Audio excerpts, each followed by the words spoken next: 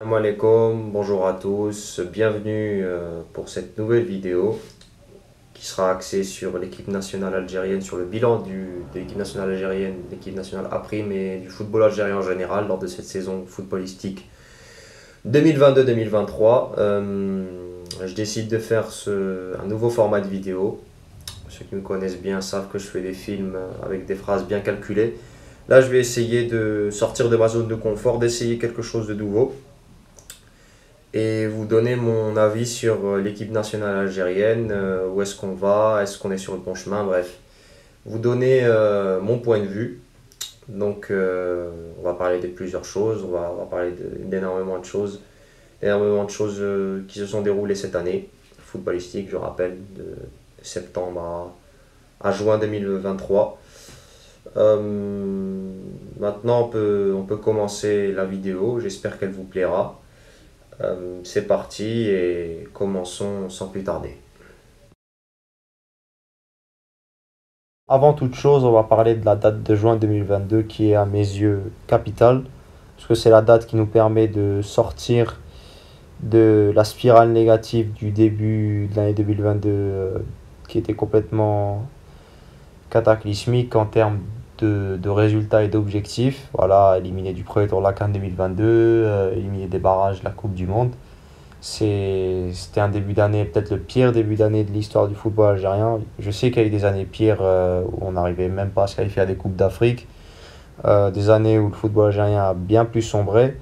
Mais en termes d'attente, je pense que c'est l'une des pires années du football algérien, avec toutes les attentes qui étaient placées sur notre sélection. Mohem, c'est le passé. Lors de la date FIFA de juin 2022, on a pu voir 7 nouveaux joueurs, comme les Kadri, les Bilal Brahimi, les Hakim Zedka. Je les ai pas tous en tête, les gars, la vérité. Mais je vous dis les premiers noms qui me viennent à l'esprit.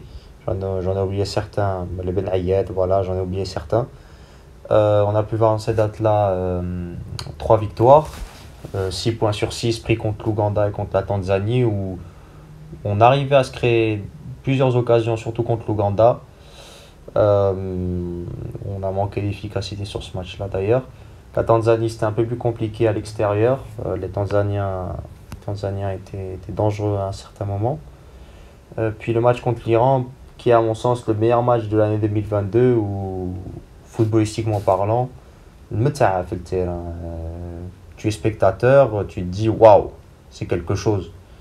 Je me souviens parfaitement de ce match. Bref, pour résumer cette date FIFA de juin 2022, c'était terminé avec des sensations positives, beaucoup de bons enseignements à tirer. Bien sûr, on peut aussi ajouter que lors de ce stage-là, l'apport des nouveaux joueurs aura été bénéfique pour le groupe. Ils amènent un vent de fraîcheur. Et ça avait permis à cette période-là de redonner beaucoup d'espoir au peuple algérien. Bon, ensuite, c'est la fin de saison, les joueurs partent en vacances, ils reviennent petit à petit avec leur club. Et petit à petit, on arrive au mois de septembre, où les matchs contre le Niger ont été reportés. Du coup, il fallait trouver deux matchs amicaux. Et ce sera contre la Guinée et le Nigeria. Contre la Guinée, on arrive à gagner 1-0 grâce à un but de Slimani. En termes d'un match assez compliqué dans le contenu, même s'il y avait de très bonnes choses, comme Adam Mounès qui a fait un très bon match. Euh, voilà, dans ce match-là, ça se voyait qu'on était encore un peu brouillon, qu'on était encore un peu déçu de la disqualification du Cameroun face au Cameroun à la Coupe du Monde. Rien à dire, ce match-là, on arrive à le gagner grâce à Mahrez qui fait une très bonne entrée, il fait une passe décisive. Le match contre le Nigeria, on arrive à le gagner 2-1 grâce à des buts de Mahrez et Attal. Dans ce match-là, on arrive à remonter le score. On pose le ballon au sol, on se crée plusieurs occasions, on montre un meilleur visage que contre la Guinée. Après, il y a eu des points négatifs qu'on va aborder un par un, puisque tout n'a pas été positif lors de cette date FIFA où on voyait en fait que l'équipe était en reconstruction. On a clairement vu lors du match contre la Guinée, par exemple, contre la Guinée, on a clairement vu des failles tactiques où les Guinéens arrivaient à sortir convenablement le ballon. Euh, Grâce à mon frère DZ Ball qui a réussi à sortir une vidéo exceptionnelle, le meilleur youtubeur tactique algérien pour ma part. On a clairement vu dans ce match-là que la Guinée arrivait à sortir le ballon beaucoup trop facilement, des déplacements hasardeux, ou si cette équipe-là était un peu plus rodée, si c'était par exemple le Sénégal ou je sais pas moi, l'Égypte, ces occasions-là, elles auraient peut-être abouti à un but clair et net, c'est clairement le cas. Pareil pour le match contre le Mali, lors de la date FIFA de novembre, où les Maliens étaient en place. Nous, on n'était pas en place tactiquement. Les Mali arrivaient à sortir le ballon de manière beaucoup trop facile. On n'était pas en place. On n'était pas en place et ça se voyait qu'on se cherchait encore en fait. Le Mali arrivait à bouger le ballon de manière beaucoup trop facile. Nous aussi, tactiquement, on n'était pas dedans. Il y avait quelque chose qui manquait. Il y avait quelque chose. C'est clair. On n'arrivait pas à sortir convenablement le ballon. On cherchait à donner des ballons longs. Et c'est ce qui s'est passé. Bah, le match a été très difficile. Le Mali nous a mangé tactiquement. On peut clairement le voir sur ces images-là. Regardez là. Récupération au milieu de terrain. Ils ont tout anticipé. Et là, ça commence à jouer. Clac, clac, ça joue. Clac, une, deux touches de balle. Vous voyez, en fait, tactiquement, on n'était pas dedans. Regardez, là, il y a 3 joueurs algériens sur un joueur malien. Regardez. Ils sont 3. Tactiquement, on n'y était pas. Et là, ça rejoue en une, deux touches de balle et ça arrive à sortir convenablement. Regardez, ça repart. Tout simplement. On peut aussi parler du match contre la Suède où malheureusement on perd 2-0. Il y a eu de bonnes choses comme les entrées de Amoura et Brahma. Mais on voyait que c'était une année noire et qu'il fallait vite passer à autre chose. Ça va être le cas. Bon, en premier lieu, en début d'année 2023, on aura le championnat d'Afrique des Nations, le CHAN, l'équivalent de la CAN des locaux, en Algérie, qui se déroulera en Algérie, la CHAN 2023. Où on a vu clairement un renouveau dans le football algérien avec des nouveaux stades flambant neufs, des nouvelles infrastructures, une organisation impeccable de A à Z. Franchement, c'était un très bon test et l'Algérie a clairement répondu présente à ce test-là, cet examen-là, notamment pour peut-être l'organisation de la CAN 2025 ou 2027, ça on verra, mais en tout cas l'Algérie a clairement montré qu'elle pouvait organiser de grandes compétitions. Dans ce CHAN-là, on a clairement vu aussi de très belles choses niveau jeu, avec des joueurs qui ont clairement montré qu'ils avaient des qualités pour, avec Ayman Mehio, Safwan Kaddoussi, Zindi Belaïd, Gendouz, le gardien. Franchement, il y avait de très belles choses à tirer de ce CHAN-là. C'est dommage, on perd en finale, c'est quoi dans Radam, tout ça, ouais, c'est comme ça, on ne veut pas tout le temps gagner. Mais de très bonnes sensations avec Majid Bogora qui a montré en fait qu'il pouvait être un futur grand entraîneur. Voilà, l'Algérie a gagné un entraîneur en tout cas, même si lui-même a dit qu'il lui restait encore quelques années d'apprentissage pour pouvoir arriver à ce statut-là qui est le statut de sélectionneur national de l'équipe A. Lui-même a dit aux journalistes, laissez-moi tranquille, peut-être encore 3-4 ans, j'ai encore des choses à apprendre. Donc c'est très bien comme ça et c'est de bon augure pour la suite, Inch'Allah.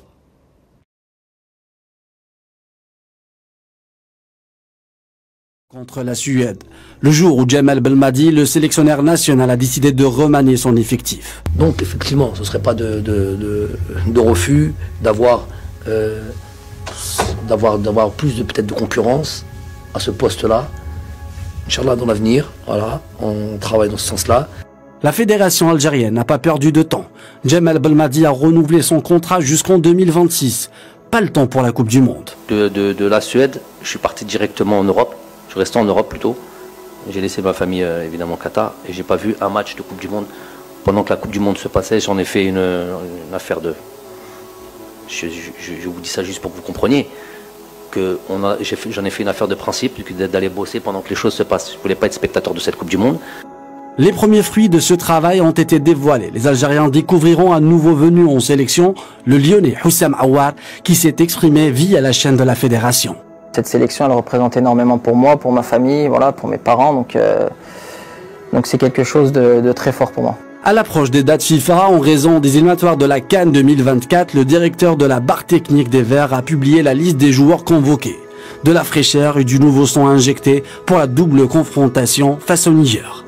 Dimanche, face à la presse, Belmadi s'est exprimé au sujet des binationaux qui ont opté pour l'Algérie. Ils sont très impliqués, qui ont une vraie culture, une vraie éducation algérienne et qui ont un amour de l'Algérie déjà à la base. Donc le football, puisqu'ils sont footballeurs, vient juste rajouter, et l'équipe nationale est un moyen de faire, voilà, d'exprimer l'amour qu'ils ont pour le pays. Ait Nouri, Chaibi, Hadja, Bouannani, Belid et Guiton porteront le maillot de la sélection pour la première fois de leur carrière. Ces joueurs apporteront certainement des solutions tactiques au Suite à cela arrive la date FIFA du mois de mars, une date FIFA qui était très attendue. On a vu des nouvelles têtes arriver, comme on a pu le voir dans l'extrait vidéo que je vous ai proposé. Et les nouveaux ont direct fait la différence. Ait Nouri qui a fait un très bon match. Fel Chaibi qui lors de sa première demi-heure de jeu donne une passe millimétrée pour Badreddin Bouannani qui effectue sa première passe décisive lors de sa première sélection à la légende Riyad Mahrez. Donc c'était quelque chose d'assez marquant. Dans le jeu, qu'est-ce qu'on peut dire dans le jeu? La première mi-temps était complètement ratée. On s'est réveillé en deuxième mi-temps. On a réussi à remonter le match où il y avait plus de rythme, plus d'intensité et surtout les nouveaux en fait. Les nouveaux ont vraiment apporté quelque chose de plus, de la fraîcheur et ça nous a permis de remporter ce match-là. 3 jours plus tard, on récidivera en s'imposant 1-0 face au Niger grâce à un but de Bouinjah. Première sélection de Hadjam, Fel Chaibi qui effectue sa première titularisation, Guitoun qui fait sa première sélection. Donc de bon augure, tous les nouveaux joueurs ont joué et ça c'est le plus important. On arrive à la fin du stage de mars et la saison, la phase finale de la saison peut commencer. Et le football algérien va être servi en termes de réussite collective et individuelle, notamment avec la victoire de l'USMA à la Coupe de la CAF, réussissant à vaincre les Young Africans de Tanzanie. La victoire de Saïb Rahma en Conference League, un Algérien qui remporte une Coupe d'Europe, c'est pas tous les jours qu'on a le privilège de s'en vanter. Riyad Mahrez qui remporte sa 5e Première Ligue comme une routine. Et surtout Riyad Mahrez qui remporte sa première Ligue des Champions historique. Lors de la liste du mois de juin 2023, on peut voir beaucoup de nouveautés comme Himed Abdelli, Oussama Benbout, Houssam Aouar surtout et Ayman Mahyouz qui effectuent leur début. Finalement, cette liste, il y aura quelques changements avec les forfaits de Boudaoui et Lekhal remplacés par Oussama Chita et Haris Belkebla. On va clairement voir de nouvelles choses. De nouvelles choses vont être mises en place. Donc c'est quelque chose qui sera très bénéfique. On peut voir lors des 2 matchs beaucoup de choses positives. Il y aura aussi quelques petites choses négatives. Personne n'est parfait. Donc voilà, c'était une petite présentation de la liste. Maintenant, on va parler du contenu des matchs.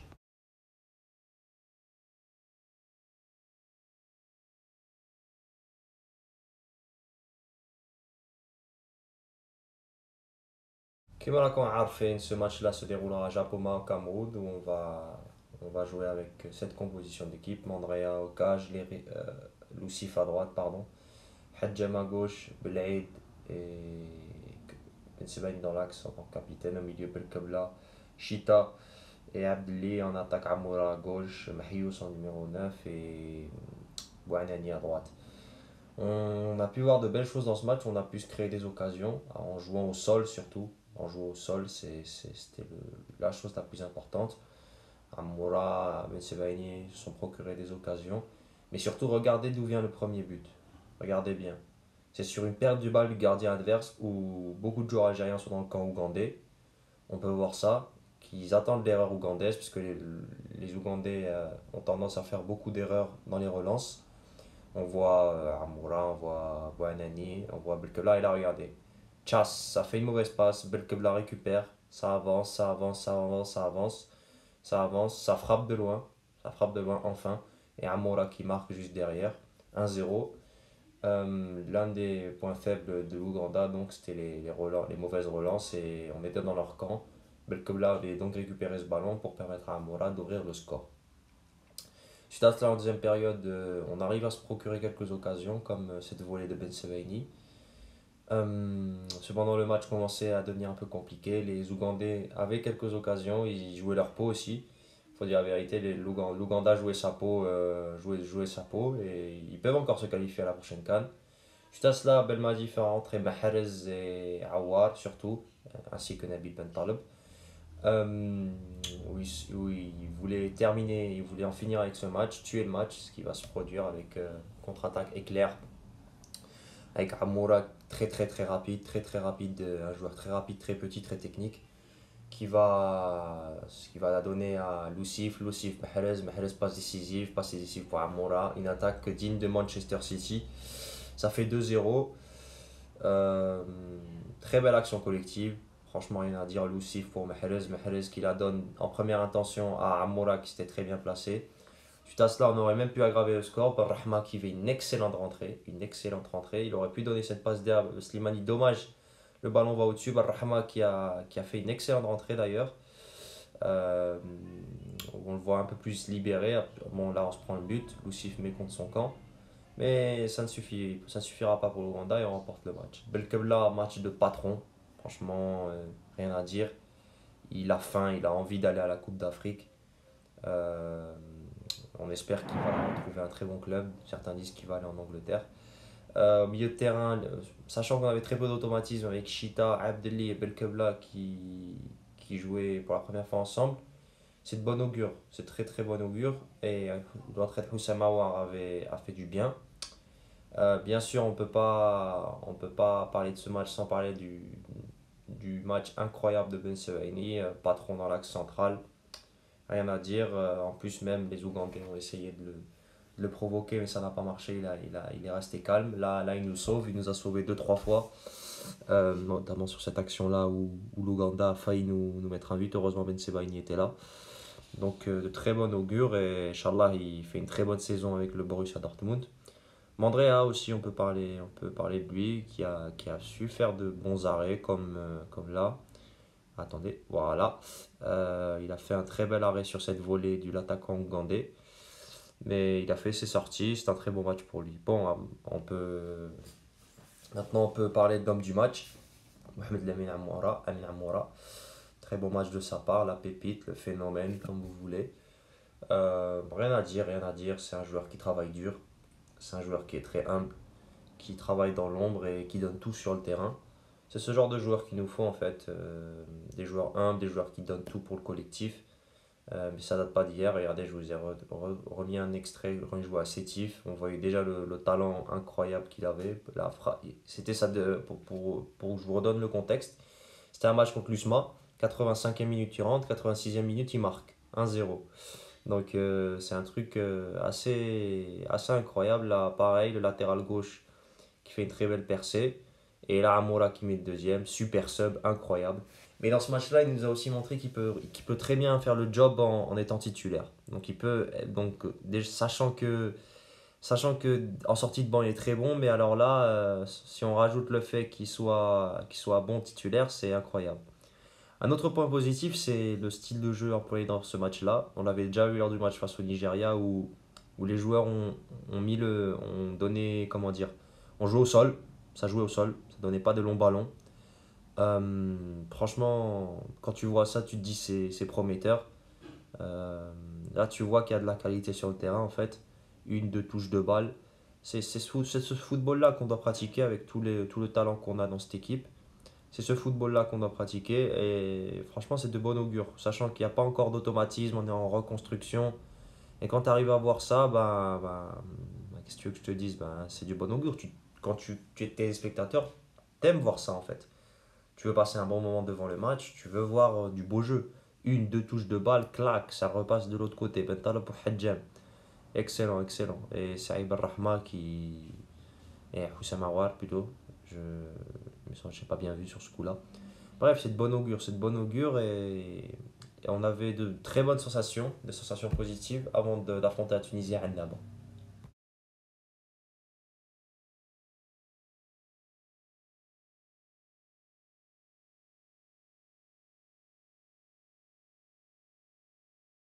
Deuxième match de l'équipe nationale algérienne se déroulera à Annaba contre la Tunisie dans une ambiance festive. Franchement, une belle fête du foot.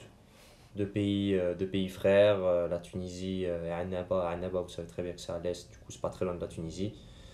Dans ce match-là, il y avait, si je me souviens bien, Zerba, Touba, Tougaï, Mandi. À droite, il y avait Guitoun. Au milieu, il y avait Zerrouki, Shaibi et Ben Taleb. Et sur les ailes, il y avait Barrahma, Mahrez et Islam Slimani en pointe. Bon, simplement, comme on l'a tous vu, je pense que les joueurs et le coach sont conscients de ça. On n'a pas été bon pendant les 60 premières minutes. Ils ouvrent le score grâce à un corner, un mauvais placement. On ne prend pas notre homme. Ensuite, on égalise grâce à Mahrez.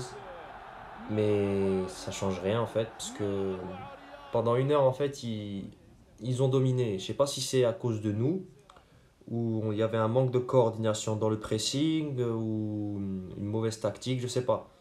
Il y a plusieurs facteurs qui peuvent expliquer ça, mais regardez, la Tunisie, les 60 premières minutes, c'était ça. Clac, clac.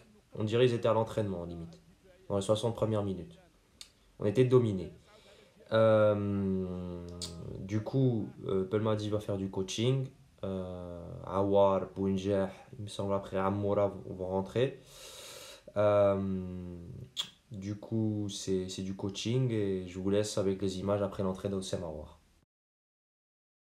بونجاح لحسام عوار على الجهة اليسرى وصلت لبالرحمة بالرحمة يتوغل يرفع الكرة يتدخل الدفاع نبيل بن طلب يغير الجناح على الجهة اليسرى جيتون يلعب مع عيسى مندي يلعب مع حسام عوار توصل من توغا إلى توبا لبن رحمة توبا طلبها وصلت من عند بن رحمة لعبها له توبا جميلة مع جيتون ويطلبها رياض الآن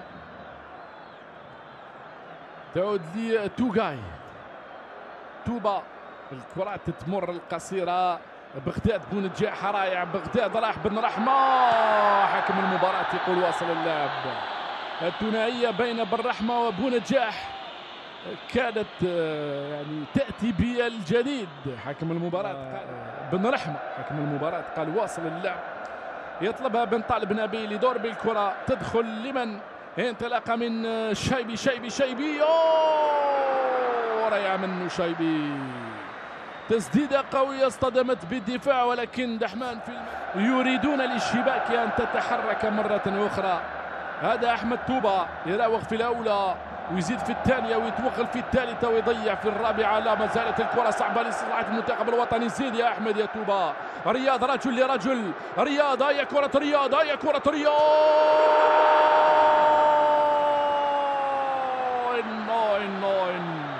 ما أروع كرة رياض القائمة الأيمن نابع على دحمان هاي الكرات هاي خطورة رياض قلنا لما يكون على مشارف منطقة العمليات ياخذ برجله لي عوار تمريره رايحه لبونجاح راح بونجاح والشيبي وليس بونجاح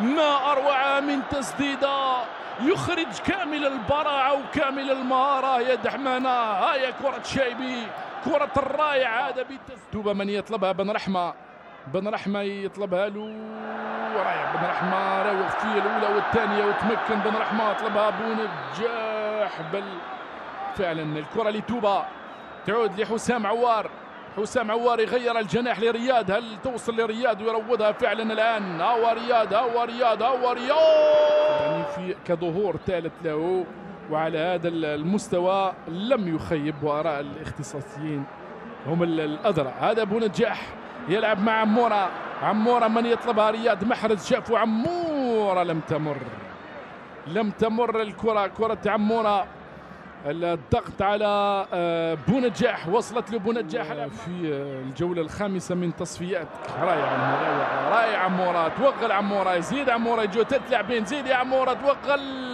يخرج بالكرة عمورة يلعب مع نبيل يلعب مع رياض يروغ رد رياض على الكرات هذه. Bon, comme vous l'avez remarqué, je pense que les images parlaient d'elles-mêmes. Après l'entrée d'Awar et les changements apportés, ben, on a vraiment dominé la Tunisie et c'était très très plaisant à voir jouer. Ça aussi, c'est de bon augure. De très belles phases de jeu et c'est très positif pour l'avenir. Maintenant, après, il y a des gens qui se sont acharnés sur certains joueurs. Je ne comprends pas vraiment l'utilité, sachant faut encourager les joueurs. Certes, parfois, ils font des mauvaises choses, mais quand ils font des bonnes choses, il faut le dire aussi. Par exemple, Saïd Barrahma, sur ce stage-là, il a fait de très belles choses. Saïd Barrahma, pour moi, il a fait de très belles choses dans ce stage-là, puisque l'Ouganda, il fait une très bonne entrée. Il fait une très bonne entrée où il est percutant, il est percutant, il y a moins de complexe. Il y a moins de complexe. Pareil contre la Tunisie, quand il commence à recevoir des ballons, ben, on retrouve le Ben Rahma de West Ham. C'est un fait, c'est un fait. Pareil pour Mahrez. Mahrez, il fait son match contre la Tunisie. Pour moi, c'est l'un des meilleurs contre la Tunisie. Mahrez fait un très bon match. On peut le voir sur ses dribbles, sur ses centres. Il est tout le temps décisif. Même quand il n'est pas exceptionnel, Riyad Mahrez, il est décisif. Même si sur ce match-là, il a été très bon. Il aurait pu partir avec un doublé. Moi, je pense que ça a été un très bon match. Ça a été un très bon match à partir de la 60e, surtout quand les ailiers ont commencé à recevoir des ballons, comme par hasard, ils étaient dangereux. Donc moi, je pense que c'est très positif sur ce point-là. Et je demande à certains de laisser Coach Belmadi travailler. Voilà, Coach Belmadi, c'est quelqu'un qui a de la compétence, c'est quelqu'un qui a les idées en place. Moi, je demande juste à certains supporters peut-être un peu trop, comment dire, un peu trop exigeants, sachant qu'on est en reconstruction, de le laisser travailler, parce qu'on sait très bien que quand son travail arrive à maturité, on l'a très bien vu lors de la CAN, c'est magnifique. Donc je demande aux personnes assez exigeantes envers lui de le laisser travailler. C'est pas facile de se relever après ce qui s'est passé en mars 2022. Donc voilà, c'était une petite vidéo pour vous donner mon ressenti sur le stage, sur la saison 2022-2023 de l'équipe nationale algérienne. Voilà, j'espère que cette vidéo vous aura plu. N'hésitez pas à liker, partager et vous abonner à la chaîne. Moi, je suis quelqu'un qui aime parler foot, surtout qui adore le foot, qui aime parler foot avec vous. Donc voilà, j'espère que la vidéo vous aura plu et on se retrouve bientôt, Inch'Allah, pour peut-être d'autres vidéos, que ce soit sur le football algérien ou sur autre chose. Euh, Ça peut être le football asiatique, ça peut être le football de club, peu importe. Moi, j'aime le foot. Bref, prenez soin de vous, bonnes vacances, salam alaikum.